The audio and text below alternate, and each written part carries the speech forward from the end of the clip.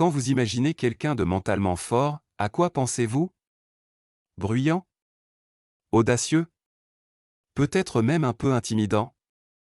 Mais voici la vérité, la vraie force mentale passe souvent inaperçue. Elle est calme, posée, profondément enracinée. Dans cette vidéo, nous allons explorer 10 signes puissants que vous êtes émotionnellement mature et mentalement résilient basés sur des idées psychologiques profondes, inspirées de Carl Jung. Restez jusqu'à la fin, le signe numéro 10 pourrait expliquer pourquoi vous vous êtes toujours senti un peu différent. Numéro 1. Les limites ne sont pas des barrières, elles sont une forme de respect de soi. Vous n'êtes plus la personne qui dit toujours « oui ». Non pas parce que vous avez cessé de vous soucier des autres, mais parce que vous avez commencé à vous soucier de vous-même. Vous avez compris que les gens prendront autant que vous êtes prêt à donner. Et si vous êtes toujours disponible émotionnellement, vous finissez par vous perdre. Aujourd'hui, vous posez des limites non pas pour repousser les autres, mais pour voir qui respecte vraiment le vrai vous. Jung appelait ce processus l'individuation, devenir votre véritable soi. Et cela commence lorsque vous arrêtez de sacrifier vos besoins pour plaire aux autres. Numéro 2. Vous ne prenez plus tout personnellement. Les gens peuvent vous juger, vous ignorer, vous mal comprendre, mais cela ne vous ébranle plus comme avant. Vous avez arrêté de laisser les autres définir votre valeur. Vous comprenez que tout le monde porte un masque, Jung appelait cela la persona. Et derrière ce masque, il y a des douleurs non résolues. Désormais, quand quelqu'un réagit mal, vous ne le prenez plus sur vous, vous laissez passer. C'est ça, la force émotionnelle. Numéro 3. Vous savez que personne ne vous doit rien. Vous avez cessé d'attendre que le monde répare ce qui vous a blessé. Vous n'attendez plus d'excuses ni de validation. Vous donnez librement non pas dans l'espoir d'un retour, mais parce que c'est qui vous êtes. C'est ça, la maturité. Et quand vous donnez par choix, et non par besoin, vous vous libérez des blessures du passé. Numéro 4. Vous ne donnez des conseils que s'ils sont demandés. Vous avez arrêté d'essayer de sauver les gens avec des conseils non sollicités. Vous comprenez que chacun suit son propre chemin, à son propre rythme. Même si vous voyez une erreur évidente, vous savez que certaines leçons ne s'apprennent qu'à travers l'expérience. Aujourd'hui, vous savez attendre le bon moment et ça, c'est de la sagesse. Numéro 5. Vous assumez vos responsabilités sans vous accabler. Vous ne cherchez plus toujours à avoir raison. Vous pouvez dire « j'ai fait une erreur » sans vous effondrer. Vous voyez les erreurs comme des étapes, pas comme des preuves que vous êtes brisé.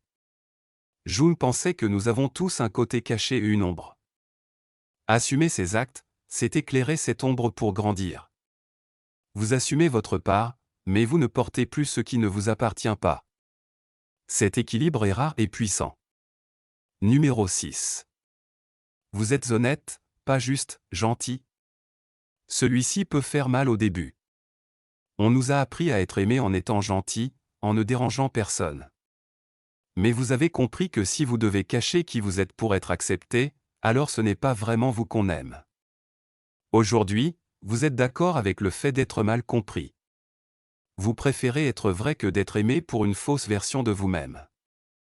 La vraie connexion commence avec la vérité même quand elle dérange. Numéro 7. Vous savez ce qu'il faut partager et ce qu'il faut garder sacré. Vous ne vous confiez plus à tout va non pas parce que vous êtes distant, mais parce que vous êtes conscient. Toutes les émotions profondes ne méritent pas une audience. Tous les déclics ne doivent pas être partagés.